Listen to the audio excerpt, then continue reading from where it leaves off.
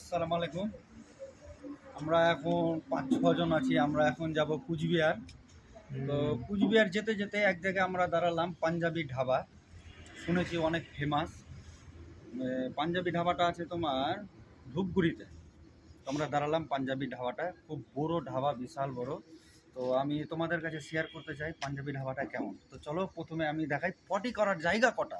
চলো আসো। 1 2 3 4 5 6 7 8 9 এখানটা 9টা 10 11 12 13 14 15 16 17 18 19 এটা নিয়ে 19টা 20 21 22 23 24 25টা শুধু পটি করার জায়গায় 25টা আছে। এটা হচ্ছে জেন্টসের। আর এটার ভিতরে যাব না, কিন্তু তোমাদেরকে দেখে দিচ্ছি এটা লেডিস টয়লেট। লেডিস লেখা আছে, এটা লেডিসের। এটা আছে টয়লেট করার জায়গা, এটা হচ্ছে জেন্টস। দেখে নাও। আর একটা ভালো জিনিস দেখাচ্ছি, তোমরা সবাই চলে আসো। এগুলো যে আছে এগুলো জামা কাপড় শুকানো, যে স্নান টান করবে জামা কাপড় প্যান্ট যা আছে এখানে শুকাতে পারে। স্নান করার জায়গা দেখাচ্ছি।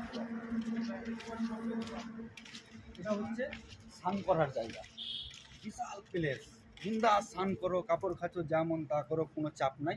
ওটাতেও জামা কাপড় শুকানোর জায়গা আছে, কড়ি টড়ি সব রাখা আছে।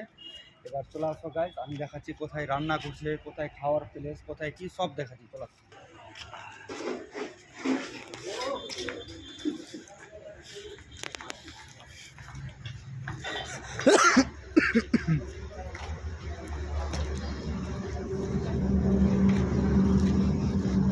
এখান থেকে প্রায় 5 কিলোমিটারের মতো ধূপগুড়ি হবে।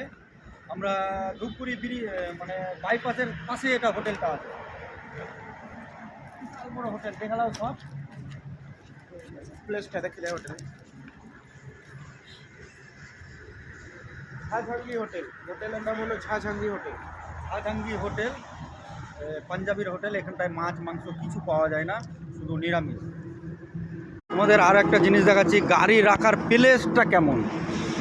এখানটায় ছোট গাড়ি রাখা যাবে, এগুলোতে সামনে হোটেলের সামনে ছোট গাড়ি রাখতে পারো।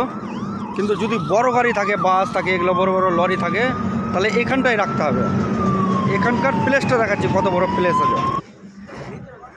এই যে দেখো বিশাল প্লেস, এখানে বড় বড় গাড়ি থাকে। এই যে বিশাল বড় প্লেস, এখানে বড় গাড়ি রাখা যাবে।